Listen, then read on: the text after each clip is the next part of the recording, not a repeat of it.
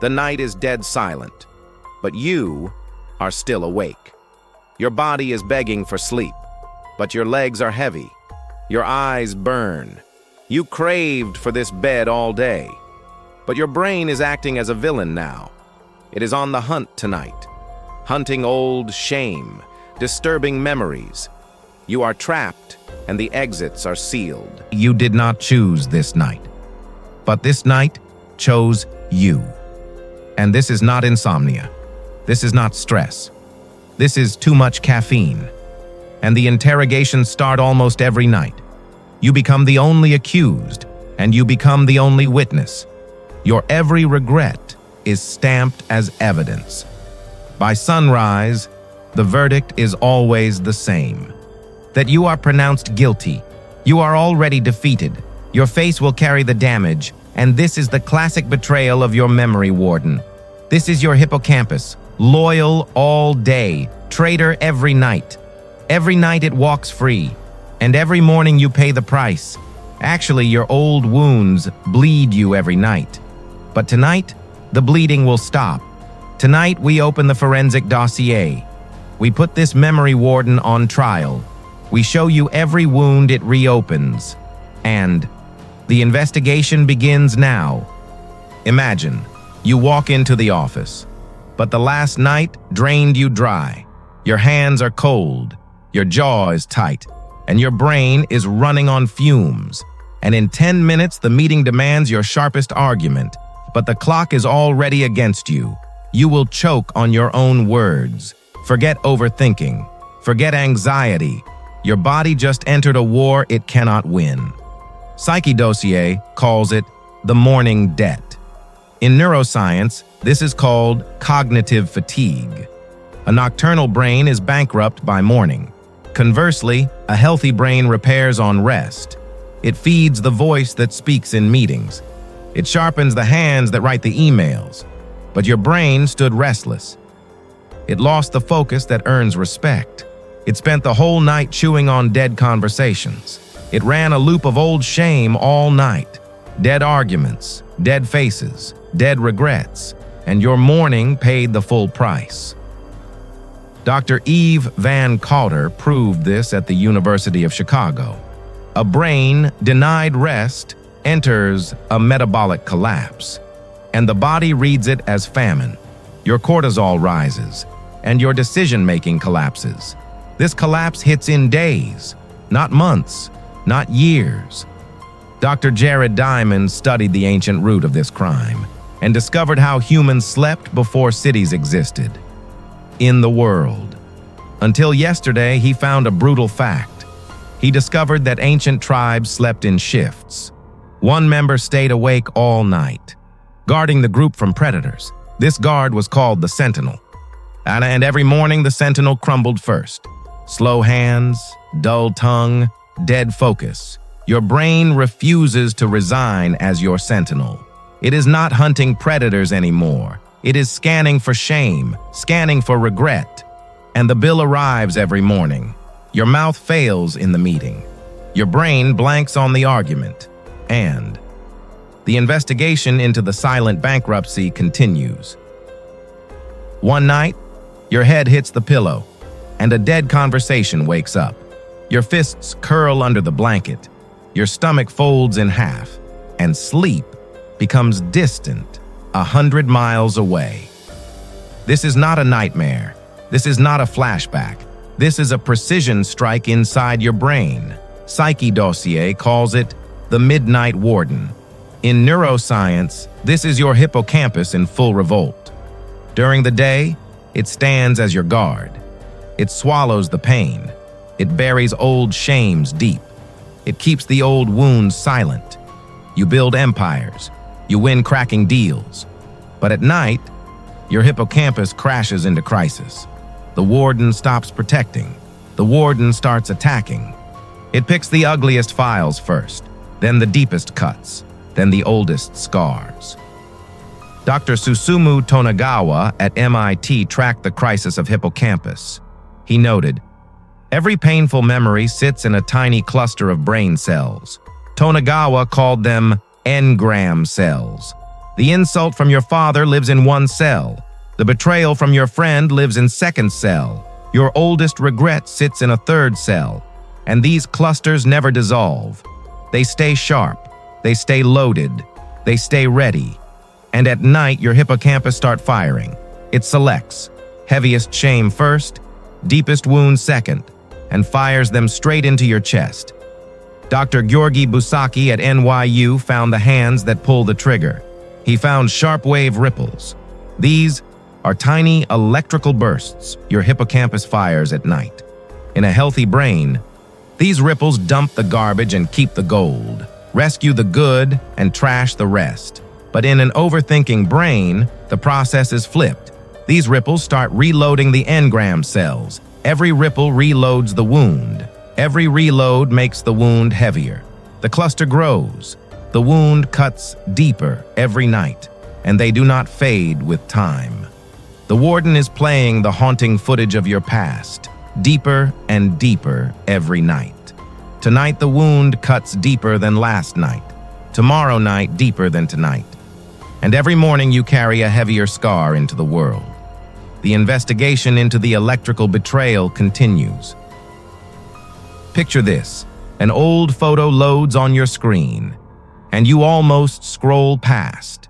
But that one photo hits you like a punch. That powerful person stares you back. That person actually commanded tables. That person actually carried thunder in his voice. That person was actually you. But that person died somewhere between then and now. This is not aging. This is not burnout.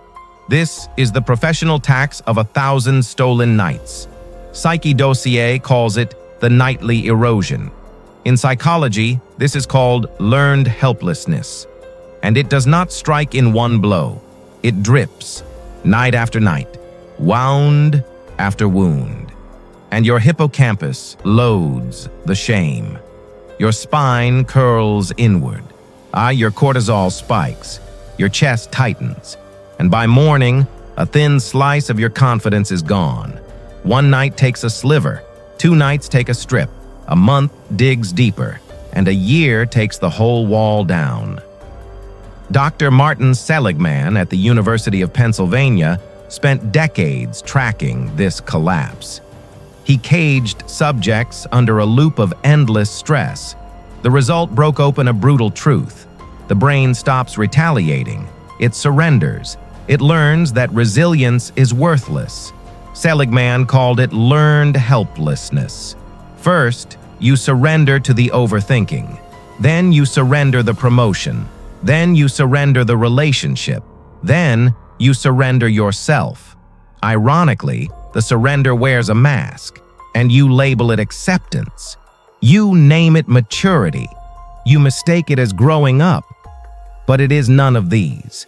But it is your brain collapsing under you. La Rochefoucauld wrote about this 3 centuries ago. He dissected the human ego like a dead body and left one verdict that fits your skull perfectly. People are not destroyed by great disasters. People are destroyed by small surrenders. You did not lose your sharpness in one night. You lost it across 1,000 nights, 1,000 rounds of dead shame. You are drained of courage. You are drained of hunger. You are drained of spine that once held you tall. And the cruelest part of the erosion is, nobody observes. Not your family, not your friends, not even you. You just wake up one morning and the spark is gone. The ambition is cold. The hunger is dead. And the person in that old photo is a stranger now. The investigation into the invisible theft continues. Suppose you are lying in bed with eyes wide shut, and your brain crawls into a different life, a life you rejected years ago, a job with handsome salary. That salary had a luxurious house, and that house had a beautiful family. You killed this perfect dream, and tonight, the dream is staring at you. This is not regret. This is not nostalgia. This is the heavy tax on a golden dream. Psyche Dossier calls it the open wound. Søren Kierkegaard called it the anxiety of freedom. He wrote about it in 1844. but his verdict will hit your brain like a blade, he observed. Weak choices are killers.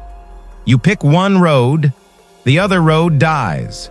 You pick one person, and the other person disappears. You pick one life, the other life suffocates in the dark. Your conscious mind moves on, but your hippocampus did not. It kept every dead road alive, the road you abandoned, the life you quit, the dream you strangled. And at night, it surrounds you like a ghost, not as memories, but as accusations.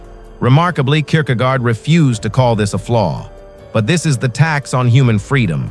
An animal has no choices. An animal has no rejected life. An animal sleeps in peace. But you are cursed with options. And every buried option comes back, breathing at night. Sigmund Freud dissected this exact wound a century later. In Beyond the Pleasure Principle, he found a brutal pattern.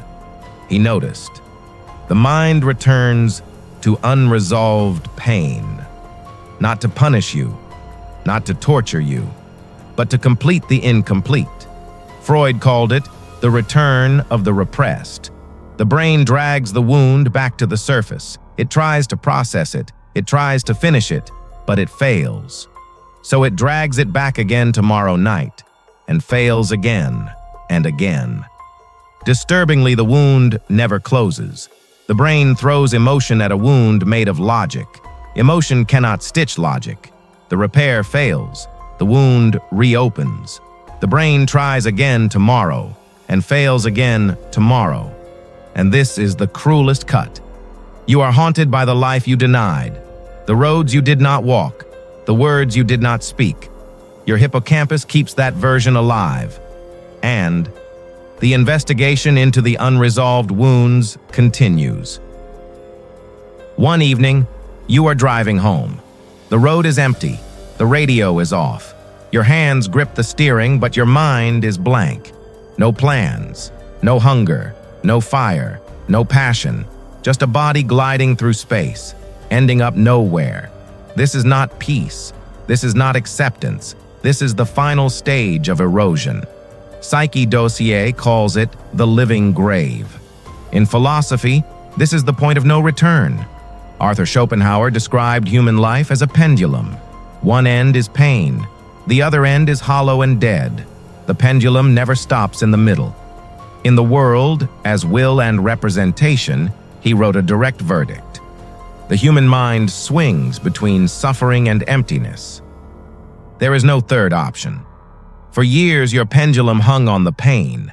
The overthinking burned you. The shame cut you. The dead choices bled you. But the pendulum cannot stick on pain forever. It swings. The pain disappears. The shame stops. In fact, everything stops. And you think you are winning. But you died inside. You stop calling old friends. You stop chasing new goals. You stop raising your hand in rooms. You stop finishing your own thoughts. Because your brain drained itself dry. The overthinking drained it, night after night after night. Albert Camus wrote about a man named Sisyphus, condemned to repeat one task forever. Push, fail, push again, fail again, no end, no reward, no escape. Camus labeled this man an absurd hero. You are trapped and you don't even know. You are enduring the same pain every night, same wound, same shame, same regret. And you wake up betting on a better tomorrow, but Sisyphus never quit. But you quit years ago. The wound stopped hunting you. It just sits on your chest, and you lie under it, like a dead man breathing. And this is the warning the dossier must deliver. The overthinking does not kill you fast. It kills you in inches.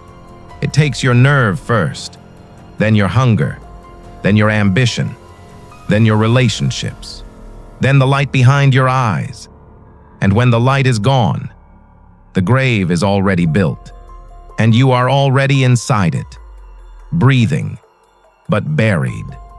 And the investigation into the invisible death is over. The dossier lies open, 5 suspects, 5 crimes, but one target. That is you. The morning debt robbed your mornings blind. The midnight warden attacked your own past. The nightly erosion stripped you piece by piece, and the living grave swallowed you alive. For years you blamed yourself. You called it weakness. You called it failure. You called it a broken mind. Disturbingly, the mind was never broken. It was following orders, ancient orders, orders written on the savannah 100,000 years ago. Orders your brain still obeys in the dark. But tonight, the orders are disobeyed because the wounds are healed. But the wounds will always exist. The crimes have evidence now, and a named criminal loses half its power. The night will return. The dark will return. The hippocampus will fire again. But you will not be hunted anymore. You will be armed. Armed with names. Armed with evidence. Armed with the blueprint of every crime committed against you. The battle is not over, but the blind war is finished. The nameless fear is dead. Authority has returned. The investigation is over, and the dossier is closed.